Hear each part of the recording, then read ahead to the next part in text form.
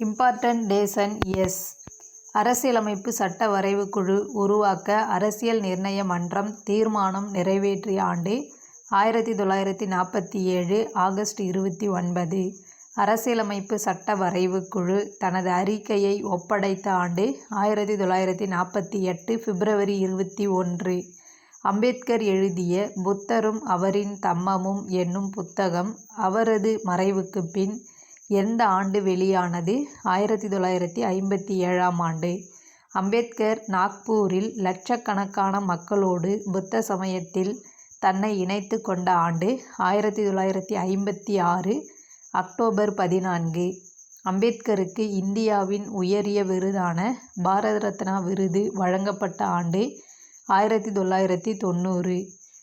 எந்த நூற்றாண்டின் தொடக்கம் வரை இந்திய மொழிகள் அனைத்திற்கும் வடமொழியே மூலம் எனவும் அதிலிருந்து மற்ற மொழிகள் தோன்றி வளர்ந்தன எனவும் அறிஞர்கள் கருதினர். 18ஆம் நூற்றாண்டின் தொடக்கம் வரை. பேராசிரியர்கள் பாப் ராஸ் கிரீம் முதலானோரால் மொழி சார்ந்த பல ஆய்வுகள் மேற்கொள்ளப்பட்ட ஆண்டு 1816 ஆண்டு.